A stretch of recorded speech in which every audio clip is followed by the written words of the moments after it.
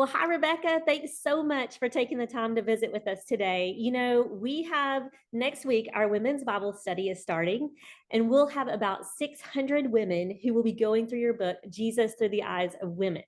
So I just thought it would be fun if we could get to know you a little bit, hear your heart for this book, and just hear kind of what inspired you to write it. So, would you just start off and just tell us a little bit about yourself, your family, your work?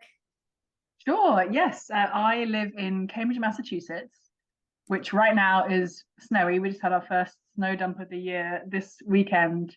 I come from England, as you may be able to tell from my accent, but I married a guy from Oklahoma about 16 or 17 years ago. So he dragged me across the pond. We met in England, but he was keen to move back to the States. So Boston was our kind of middle ground. And we've been here, yeah, for about 16 years. We have three children who are 13, 11, and 5. They were all completely delightful and thoroughly different from each other.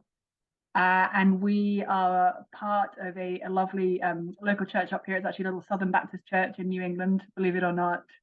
And we very much consider our church as our family here as well. We have a community group that meets on Tuesday evenings. We're recording this now on Tuesday, so getting ready this evening to have our people back. And one of the things that we feel most passionate about as a family is recognizing that actually our local church is our family in New Testament terms, that really the nuclear family is precious and important scripturally, but actually it's not the primary family unit for Christians. It's actually the local church if we take Jesus' word seriously and the New Testament epistles seriously. So we really try to live into that, and it's our joy to have an extended family here in Boston, men and women from all over the world, from a whole range of ages and stages in their spiritual development. We just had a new sister baptized last month, and we have another one being baptized this month, both in our community group. So we are just delighted to see the things the Lord's doing in New England. That's amazing. I love that. And tell us a little bit about what you do for work. Yeah, so I for the last 5 years, I mean, my son is 5 years old. So when I look at him, I wrote my first book when I was pregnant with him. When I look at Luke, I think, oh, this is, it's Luke's lifespan is the amount of time I've been writing books and talking about them. But that's basically what I do. I sort of joke that I don't really have a job. I just write the books I want to write and then talk to people about them. The first book was called Confronting Christianity, and it was looking at the 12 biggest reasons people might have in our culture today for not even considering the Christian faith. So it was looking at everything from, hasn't science disproved Christianity, to how can you take the Bible literally, to aren't Christians homophobic, to doesn't the Bible condone slavery, like all the kinds of things that might have come up in conversations your folks may have had with non-Christian family or friends, or people who grew up in the church and then have become very disillusioned by some of the sin that they have seen in the church. And what I was trying to say in that book is that actually, if we look at each of those objections more closely, instead of being a roadblock to faith in Jesus, they actually become a signpost. So trying to rather than keep those difficult questions kind of in the peripheral vision, where we're not really wanting to look at them because we're kind of scared of what might happen. Right. What I want to do with that book is actually bring those questions right into the center and say, okay, let's look hard at all of these different issues that may be troubling to Christians or barriers for non-Christians, and see how actually, when we look closely, they point us to Jesus rather than away from him. So that was the first book that I wrote. And I discovered in the process of writing it that I love writing books about Jesus and various apologetics issues, and people seem to be interested to read them. So I've just kind of kept doing that. And I think I published my 10th book last year. So still kind of rolling. Yes. Well, I really do. I appreciate your work in those areas, just that book, Secular Creed, just things that are hard conversations for people, but really you're equipping so many people to be able to have those conversations and to just in a way present Jesus, help them to be equipped to do that well. And so I know our elders at our church recently read Secular Creed, and yeah, and so I think it was super helpful for them. I heard great feedback, and so we just appreciate your work in that. So okay, so like I said, we're going to be reading Jesus Through the Eyes of Women. So tell me a little bit about what inspired you to write that particular book. Yeah, I'm obviously very interested in Jesus. And I've been curious for some time to just spend a period looking specifically at Jesus's relationships with women.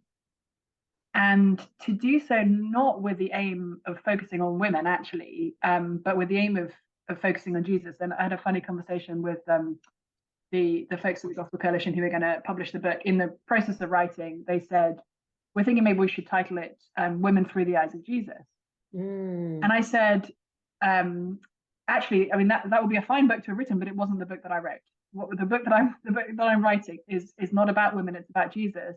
But it's about how in the Gospels and in the stories that they tell about Jesus's interactions with women, we actually get a better sense of who Jesus is. And it was interesting.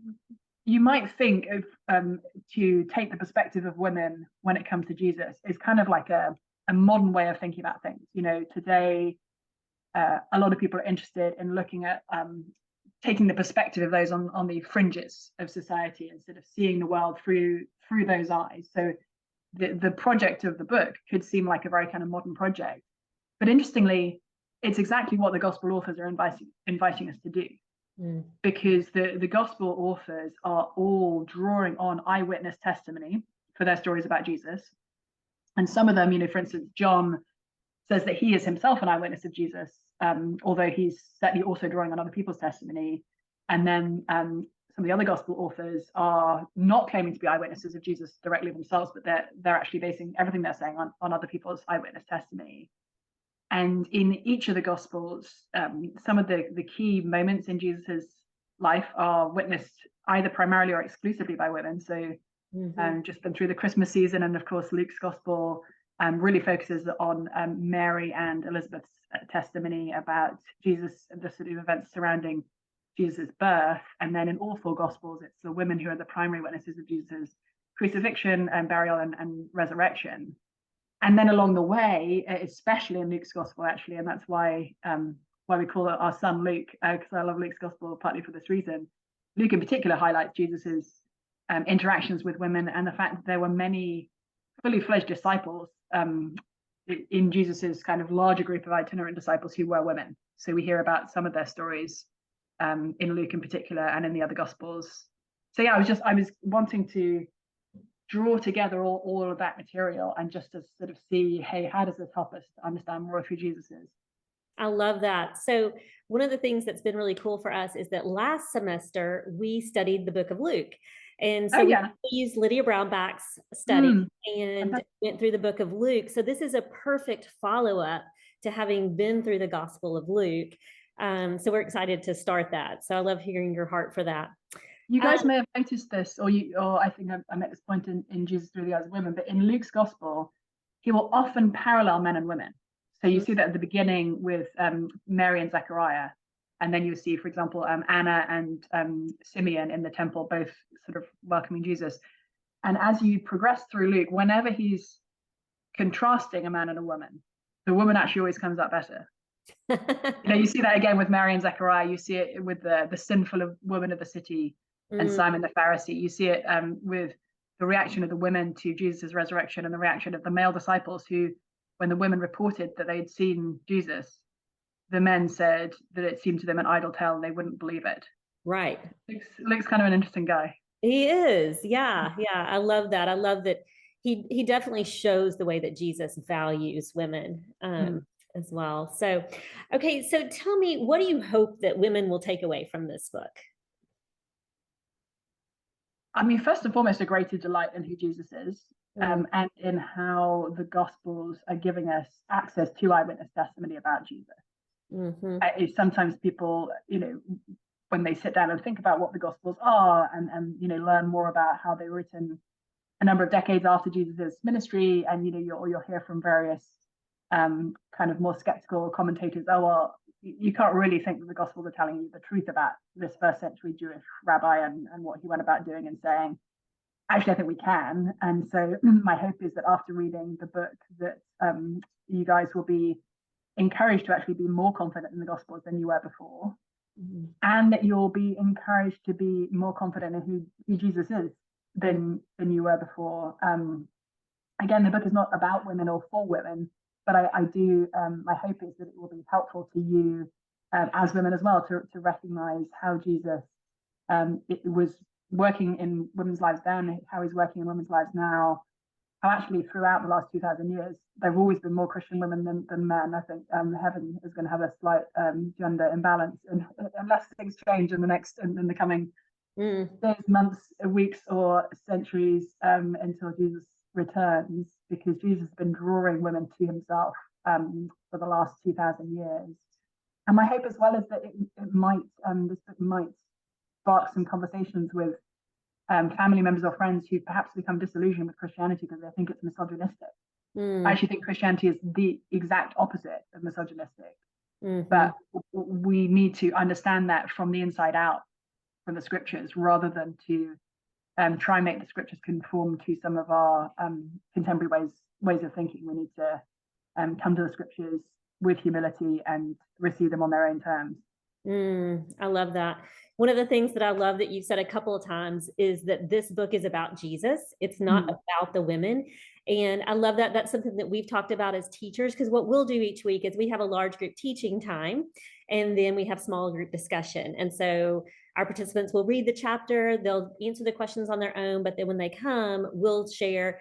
And that's one of the things that we've said as teachers, is that we want to be sure that, consistent with the way that you're presenting the material, that we are focused on Jesus.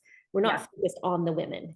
And so and in our culture today, we are constantly told you are the center of your story. Like, love yourself, focus on yourself, be kind to yourself, do all the things for yourself, self-care. Like, and in and of themselves, those things aren't necessarily bad, at least some of those things. But it's fascinating, even if you just read modern like academic works in psychology, you'll find that when we focus on ourselves, we become miserable. It's not what we're designed for. We are designed to worship and to focus on Jesus, and because of focusing on him, to focus on serving others.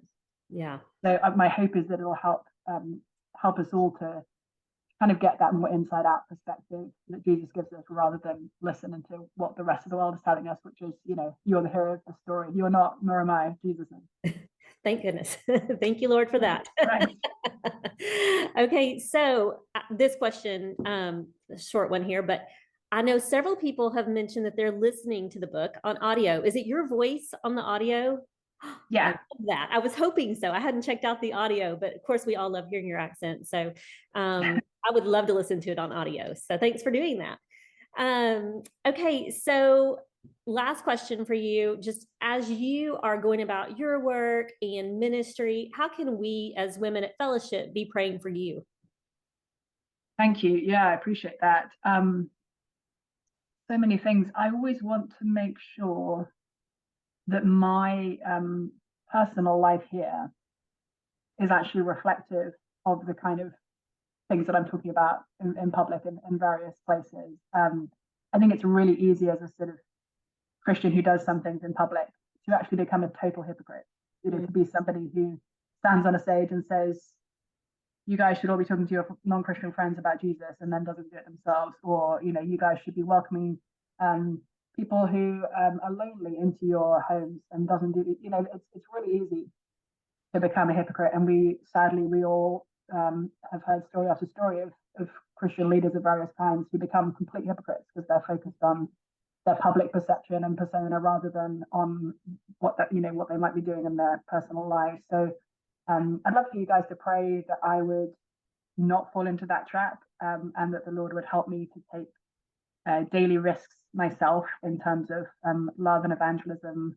And we will definitely be praying for that. Rebecca, thank you so much for just taking this time once again. And I know that our women appreciate it so much, just getting to hear from you.